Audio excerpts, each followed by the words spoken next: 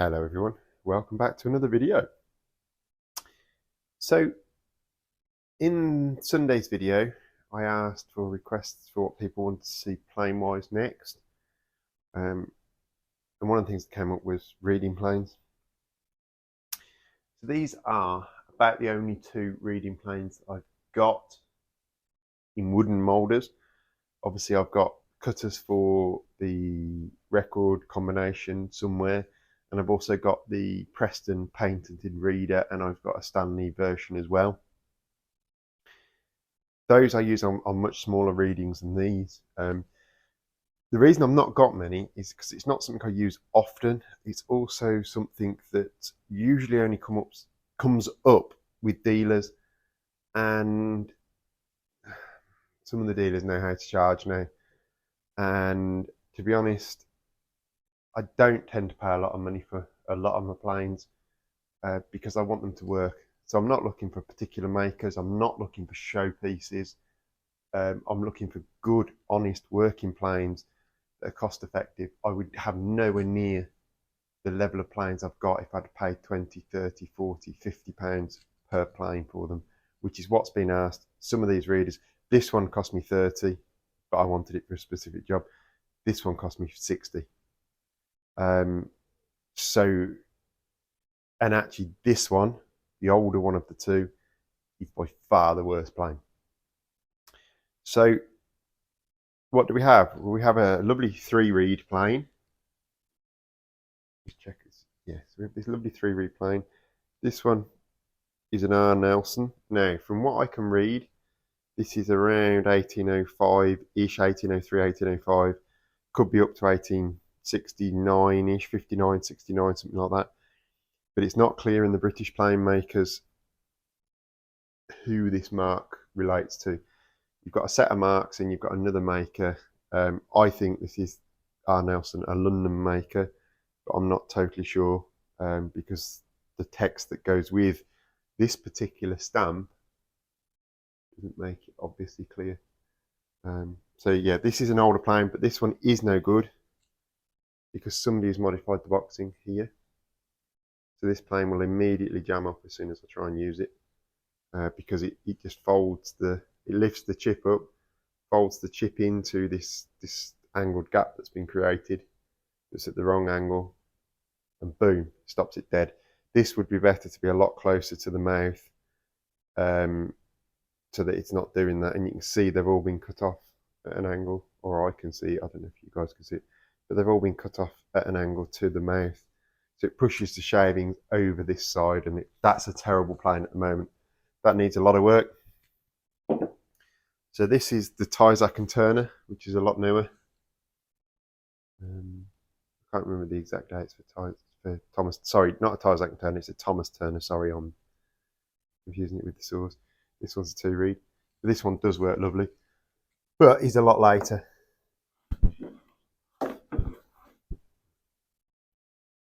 So I've just not long sharpened this one, so I've deliberately not overset it.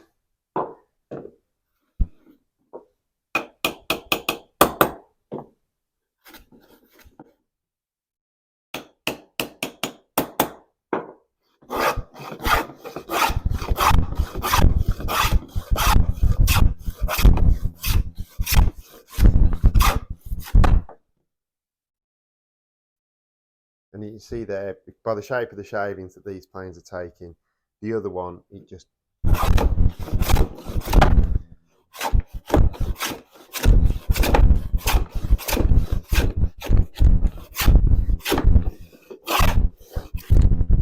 jams the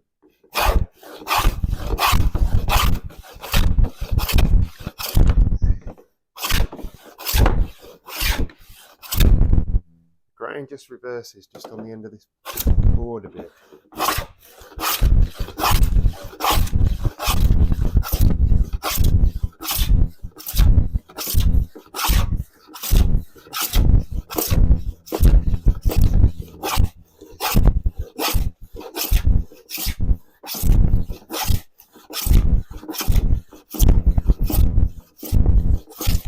So you'll notice I work a comfortable stroke length for me. It wants to be a fairly short stroke.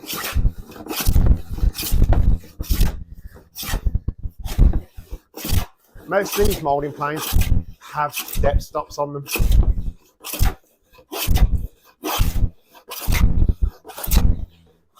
It says optimistically. So you should be working into a piece that you've stopped.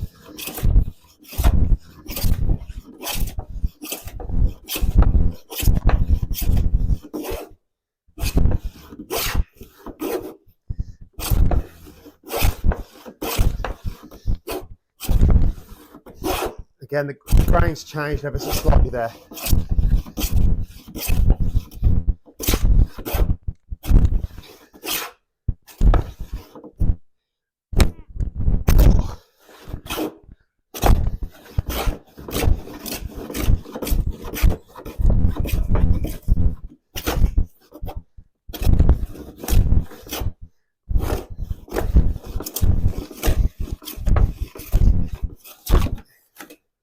So they're not the nicest planes to use compared to, say, a bead, a single bead, staff bead or a panel bead.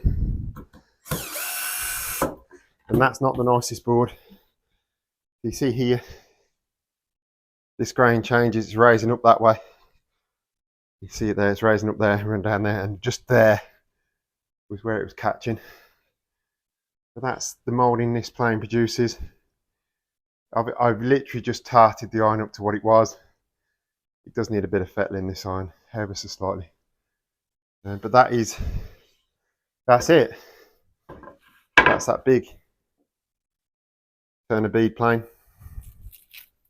Like I say, it's not a pretty board. It wasn't done for, you know, selecting really for video. But yeah,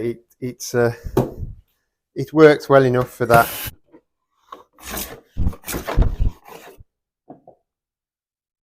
So that's it, guys. That's all I would, you know, all I've really got to say on the beads, on the reeds. Sorry. So they're not a plane I would use often.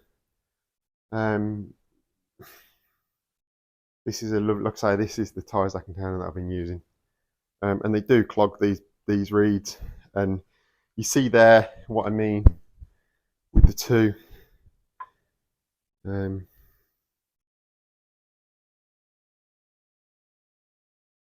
About the difference between the two.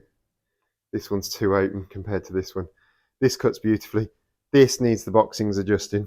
Whether the boxings could just be pushed back a bit more and trimmed off, I don't know. Whether I'm going to have to slip the boxings back in their grooves and add a bit of boxing at the front, I don't know yet with that. But that plane does now need a lot more work because it's not right as it is. So going forward with the plane videos, I've been asked to do a couple. One of which has been, would I do a hollows and rounds video? That will come. That needs a lot more time on my part because that will be quite a long video. So that will come down the pipeline, you know, in the next month or so. It just, we're busy at the minute on farm and with the contracting work because I've neglected the contracting work for a few weeks to do courses. So unfortunately, I've got customers jumping up and down. So that will come. What I'm going to do on Sunday is go through the OGs and the Quirkages and the OG in Astragal and the OG in Quirk bead and everything else. Again, I need a bit more time because it's going to be quite a long video as well. I'll go through that on Sunday because again that was requested. I've got a few nice examples. I need to get them all tuned up and working, so I need a bit more time to do that. But then going forwards, tell me what you want to see, guys. You tell me what you want to see. You know, the more interaction, the more ideas you guys push across, the more videos I'm likely to make. But yeah, tell me what you want to see plane wise, what you want to see, you know, not just planes, but also what do you want to see in terms of content? You know, what is it you want to see? Do you want to see videos on more aspects of joinery, on more aspects of making windows, on more aspects of hand planing and how we plane? Um, unless you drop it in the comments, guys, I don't know what you want and where you want the channel to go. So I'll keep making what I think you want to see. Um, and that's all I can do. So thank you all so much for watching, subscribing, liking. Um, the members section is now live. Um, there is now a video on the members section, a welcome video on the members section as well. The super section is also now live, I believe.